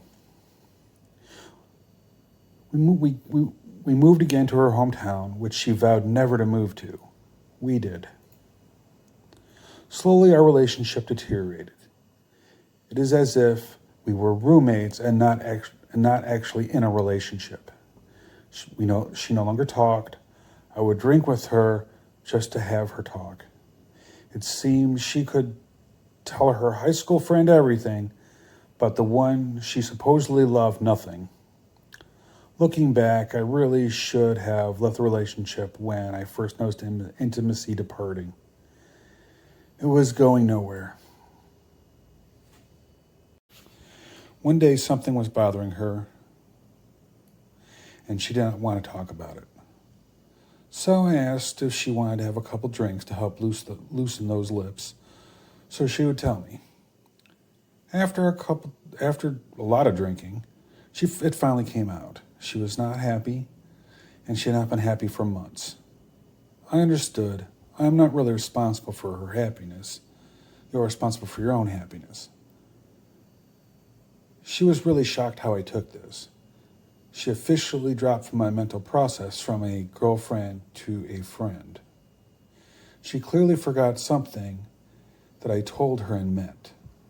Because of our age difference, if she wants out of the relationship, she could have it. What I heard was, I don't want this relationship anymore. Deuces, I'm out of here.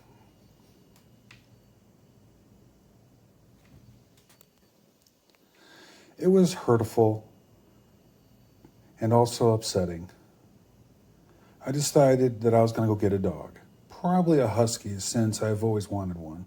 Beautiful dog they are. I don't know if she was testing me or what, but she appeared to not get the response that she was looking for.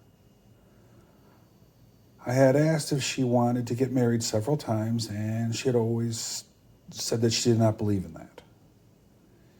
We had a verbal agreement, and I told her that she needs to find her own way to work tomorrow since we are not together. I then went to bed. It was 4 a.m. I slept until 6 a.m. when my alarm went off. I showered, and I was still a little drunk. I drove to work and was smoking outside when my boss arrived. We talked for a moment, and he told me to come with him. He put me in a conference room and told me to wait. I waited. Soon, a female manager and my boss walked in. We had to talk about why I was being sent home for the day. I was written up for coming to work drunk. They recommended counseling. Despite my constant attempts to tell them that this really was a one-time thing and that my girlfriend really needs that to talk, they still recommended counseling. They heard blah, blah, blah, blah. I have a drinking problem. This was a Friday. I was driven home because I was still too drunk. I arrived at my place where Jessica was not there. After sleeping for several hours, I asked for permission to come back into the office since I left my phone on my desk. He finally agreed, and I drove in and picked it up. I apologized and thanked him. It was hard to be with someone for years and no longer have them there.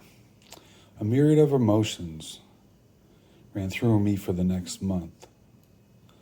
I talked to a coworker about getting a husky, and she brokered the deal, so to speak. She did the research on Facebook, and I had some people in eastern Kentucky that were husky breeders. Full steam ahead for me. I decided to move back to Middletown, near where I work. I was on a 4-month waiting list. I texted Jessica to get her stuff, as was still in my place, and time was getting close to when I had to leave. She finally contacted me and agreed to that time.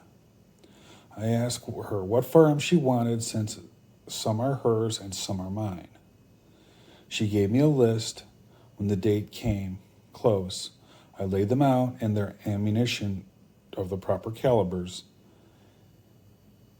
because I have different preferences. When that day arrived, I came home and there was an Amex card on the counter and her stuff was gone. All that she was taking anyway. I finally felt free. It is hard to be reminded of someone that does not want to be with you, but be surrounded by all their stuff. I don't know if that was a power play on her part, but it failed. Jessica, you pulled the emergency ejection cord on the relationship. I never again want to be in a relationship that I am not wanted. I have more worth than that. I slowly boxed up all my stuff and was waiting for moving day. Instead of drinking like people would expect me to do, I decided to do something creative. Jessica wanted to paint the place because it was bland. I decided that I would assemble jigsaw puzzles, glue them, frame them, and hang them as art. So if I change my mind, I can just swap them out. I thought it was cool. I'm not particularly artistic, but it does add style, so to speak. So I must have assembled 20 puzzles. It burnt time while waiting. Soon moving day arrived and I moved into the new place. While projecting the move would take 6 hours, they did it in 2 because it was all boxed up. I used them for manual labor to move the boxes and furniture. My coworkers were shocked that I was back in the office on moving day. I live alone, so I unpack slowly over time. Out of nowhere, Jessica texted me about doing dinner since she worked locally. I agreed. We started conversing again. Nothing important. We went several times and I asked if she wanted to go to the annual machine gun shoot in the area in a couple weeks. She agreed. When that day arrived, I was shocked. She was constantly receiving texts and calls from her friend that she was living with. He was drunk and carrying on. She tried to have fun, but clearly he had codependency issues. I believe she enjoyed the time away from him. I dropped her back off at her home. I was learning about positive thinking and the universe, so it was far more happy than I probably should have been. But some say I'm more of an optimistic than I think. You could say I was starting my spiritual journey here, but I think I've been on it my entire life. I just chose this time to acknowledge it. Akita. The magical day arrived that I was to pick up my little husky puppy. Because of the need to request 2 weeks off from work, I missed the normal time at which people picked up their dogs. It was 2 weeks after. I am grateful for this extra time because my puppy got to spend time alone with her mom. I like to think that it made her sweeter. Over the months prior, I had meditated about how good of a dog it would be, good of a dog and puppy would be. I knew of the pup and had reserved it almost 4 months before birth. I knew it was going to be a female because they are clingy and less roaming than male dogs. I took the day off and drove to eastern Kentucky for several hours. I was early, so I stopped at Joann Fabrics to get the dog a blanket. I thought that it would be more comforting on the trip. As I walked through the store, I found a cow-spotted pattern that had a very fluffy-like texture to mimic her mom's fur. That was my thinking. I drove up the mountain to the breeder's home. It was a female. When I arrived, the male came out and stated that the breeder was at work and that he would get the dog ready. He did his best to clean up the dog. I held the dog in my hands and I was in love. I am sure she was not loving because I was a stranger that took her away from her mom. The man told me the food the dog had been eating as to not upset the dog's stomach.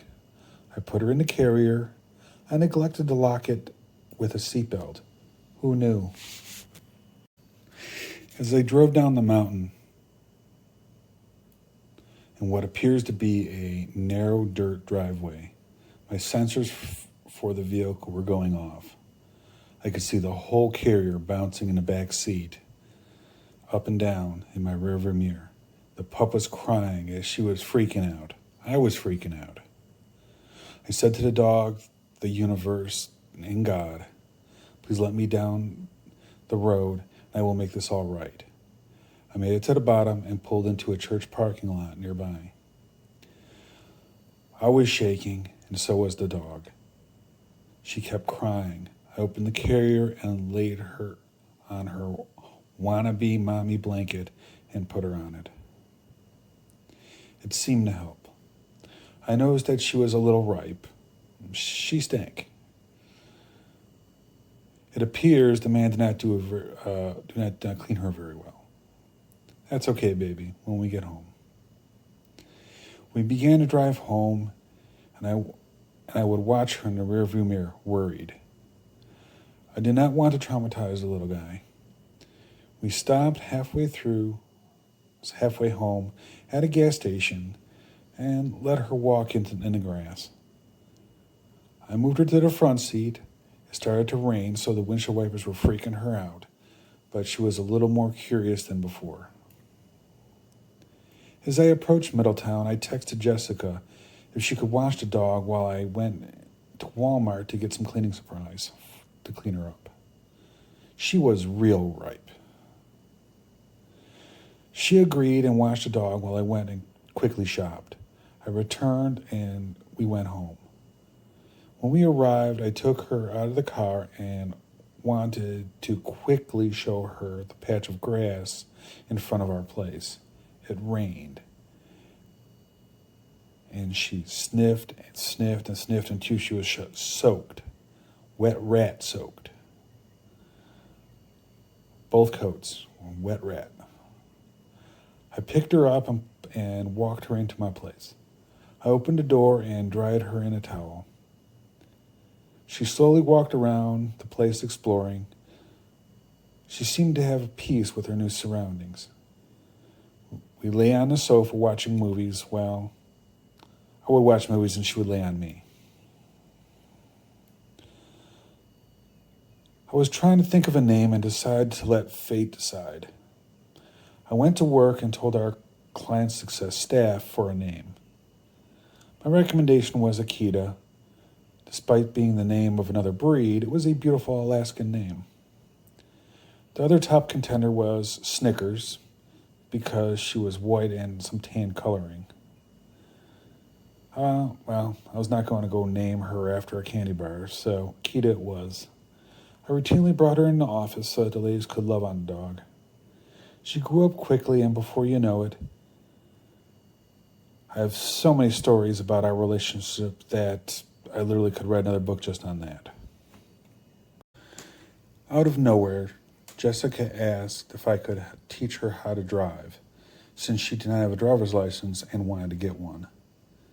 She appears that she could not learn from her friend since he got upset easily. I am a more patient of a person. I agreed, so for several weeks, I would drive to her work and let her drive home from there using my vehicle. She drove well. Then it abruptly stopped. Some legal trouble regarding driving, alcohol, and a learner's permit. I shook my head as her mom was a professional drunk driver. This is the last time she wanted to learn to drive. A couple weeks later, I received a text from her asking to talk at a certain time. I went outside the office to talk, as that's where the private conversations are held. I was shocked to find that her mother had passed away. It appeared that her mother had medical issues regarding alcohol drinking. Well, she did have many demons on her. She also said that before I read it in the paper, I am married and that she married her friend as a business arrangement. It was odd that her friend was gay. His dad owned a radio station, a Christian radio station, and that he had a poltergeist in his house, so I don't know why. Maybe it's a bad episodes of Friends. I was quite shocked by that more than the death of her mom. My mom died of drinking also, so that I can relate to. After the call, I went into my boss's office and asked to talk. I rarely talk about myself, so he agreed and closed the door. We talked briefly. He didn't say anything more than I already knew. It was just a good check-in that I was being sensible. My boss is similar in age to me, and I trust his opinion. I went to the wake and paid my condolences to Jessica's dad. I commented that her torment is now over and that she can be at peace. Upon leaving, I saw Jessica and her husband, Shane, outside, so I stopped the vehicle abruptly because I had something to say. They seen me and was freaking out on the inside as I approached. I gave my condolences and congratulated Shane on his marriage. I said it was rare nowadays that anyone gets married and wished them good luck. They appeared shocked at the comment and went back to my vehicle and I left. One day, a young lady appeared and we developed a friendship. I will refer to her as Doggy Girl because she had a boyfriend, so she was a friend. She had a husky, so both our dogs would play. She had problems. No high school diploma, not loving her job. She was a young, early 20s. I tried to convince her to go back to school and complete her GED, because it was kind of important. Without that, you can't get any kind of good job. I bought her books to help. It seemed that all she wanted to do was sell them. Some people must hit rock bottom before they can actually correct their life. It was during COVID, so there was very few people around to talk to. We would walk the complex and talk. She clearly needed guidance. A piece of me said that she was sent my way for a reason. I assumed to help her back on track. People come and go out in my life like that. I provide the stable father figure in people's lives so that they can learn things and then poof, they are gone. She soon lost her job. Actually, she got fed up and quit. But started an OnlyFans page doing what I would deem questionable activities by herself. Being a supportive person, I subscribed and donated money to help her get back on her feet. Unlike myself, she was pretty open at being out there on the internet. She talked about her friend that had a child that needed a place to live. After thinking about it overnight, I agreed because I did have some extra room. More than Doggy Girl did. So I had a young lady with a toddler and their big dog. I was not happy of the dog because Akita had freedom and enjoyed roaming the place. It was her place also.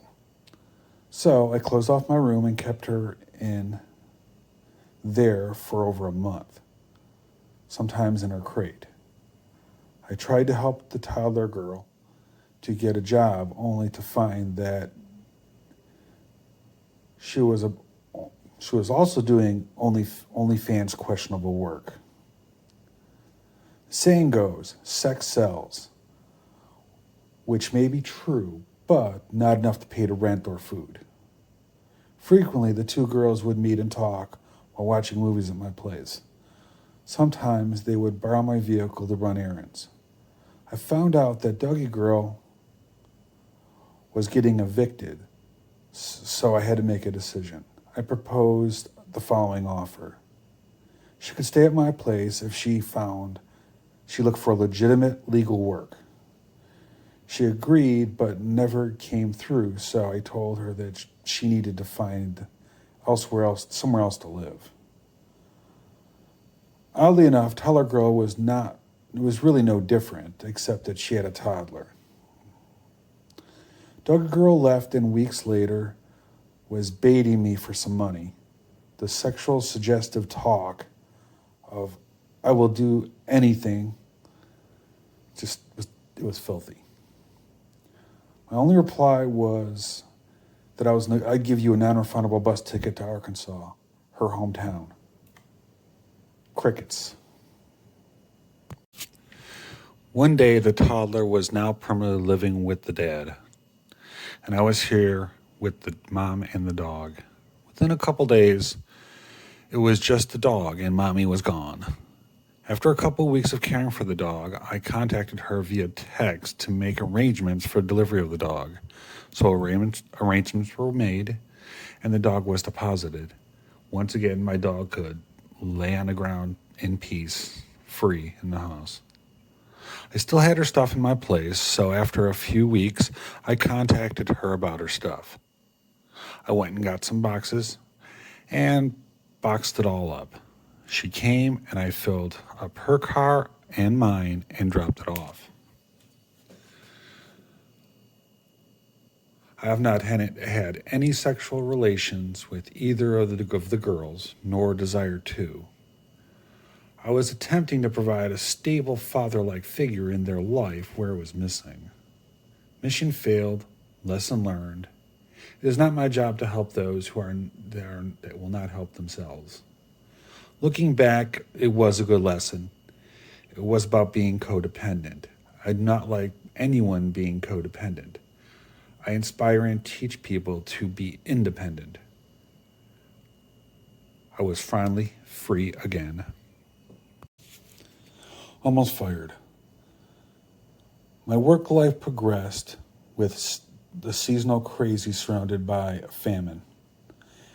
After a quite chaotic season, I overheard my boss and the head boss talking behind closed doors. My boss said that if you're going to fire him, you need to get the knowledge from him, because otherwise it will cripple the company.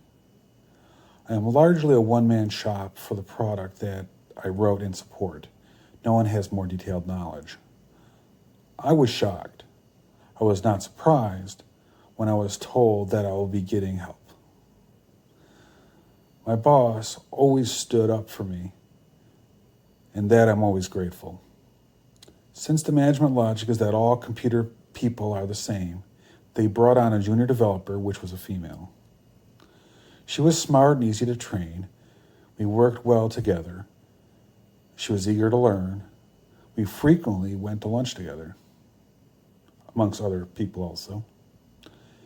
It's hard to transfer years of knowledge, so it was slow. We found that we have more in common than expected. She had a great analytic skill, which I admired. My old boss that I respected left, and now I had a coworker as a boss. The company hired a new person to do the job of what the coworker was originally doing because of the promotion. So now the coworker boss is this coworker. I was sent his resume of this new person and told my coworker boss to not hire him because he's not qualified. I was told that it reminds him of himself and that I have no say in this.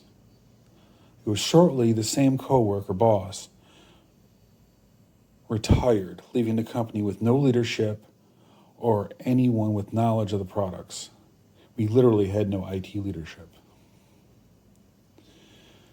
Slowly, my workplace became unstable as people would leave for other jobs and retire. We started hiring people that were unqualified for the most basic software development job. We kept hiring people who had no core skills for products we support. My new boss has never managed developers. He was a teacher. For those not in the software industry, you get paid based on value you provide. You get pay raises based on the value you provide. This is normally stuff you learn on your own and not company sponsored. This teacher has also worked in HR in another company. In all my years, I have never seen that kind of move since the mindsets are incompatible. People versus technology, they're opposing philosophies. So he talked a good game. He taught us things when we should have been coding. The job we were paid to do. This new boss was recommended by a person that they already worked for, which is a big red flag. Well, it's the first red flag. It appears to be a conflict between my new boss and my junior. I understand, and my new boss actually gave me the willies. Something was wrong with this situation. I have very good intuition, and it was screaming meanly. My junior had an annual review and left the office crying. It appears that horrible things were said about her being good enough for the position, that she's not being good enough for the position. It bothered me because she was smarter than the new hire they just brought up on board. I knew it was a matter of time before the junior departed. That's usually how it works. Soon, she departed for a better job. My new boss was pleased. He then started to set me up to be replaced. You have to get the whole crew in to make the whole game work. 2 additional hires were brought in to do what I do. The software is already written. It is just corrections. My mindset began to change. I was not about what good for the company, but what this new boss wanted. Looking back, I realized that I had a deep connection spiritually to my junior and her to me. But we were both coworkers. The calling. Despite the chaos in the office, I had thoughts of my female junior developer. Not romantic or lustful thoughts of connection. My intuition ran every scenario and all roads led to the same conclusion. I like her and she likes me. After great thought, there was no going back from what I was about to do. I texted her and asked her for a date, since she wasn't a coworker anymore. Several hours later, I received a response that she only dates her own age group. Wow, I was devastated. My intuition has never failed me. I replied quickly with a professional relationship it is. Please note that a professional relationship for a person that does not work together literally means next time we work together, which really means in this case no relationship at all. I spent hours thinking about how my intuition could be off, analyzed and analyzed. That I missed something. I was at a loss. My YouTube feed had an angel video, which basically said, ask God. So for the first time in 40 plus years, I knelt next to my bed and prayed to know why. I heard crickets. I I repeated this for the next couple days. My intuition told me. I finally got a response. It was, she lied. Oh, I can live with that. People lie all the time. Just don't tell me my intuition is off. Soon we're in a season, 3-month crazy season. I was shifted to a resource to teach others when they needed it. So I got busy work. The person that could solve the problem was doing busy work. So an issue would have been corrected within 10 minutes, now took hours, and only got resolved when they asked me, the writer. They were too busy learning than actually working with the code that they were supposed to maintain. They also lacked the grand scope and bigger picture of how things actually all connected together. None of them worked with a production system before, let alone live. Based on an issue with work, I surrendered the matter to the Lord. I got more direction. I could not work a 9-to-5 and needed to be my own boss. I understood that, so I gave notice to my new boss that at the end of the season, I would be gone, and that I deserved better than how I'd been treated. The new management, or lack of management, was very, very different than the biblical management that we had before, more family-like. A couple days before my business season was over, and I am now free. I have faith in God to guide me, and it's very interesting how the love of a woman brought me back to God. But I'm also reminded that love is the most powerful force in the universe. Given that the junior developer in question was only a catalyst to bring me back home to God. Like all healers, we must experience what we heal. So in a way, this is my resume of what can be healed by yourself and by others. If I can do it, so can you. I will be releasing other more topic-based podcasts as the Lord is calling me to do that. I am asked by the Lord to move in silence and will not give away any moves, so it should be interesting.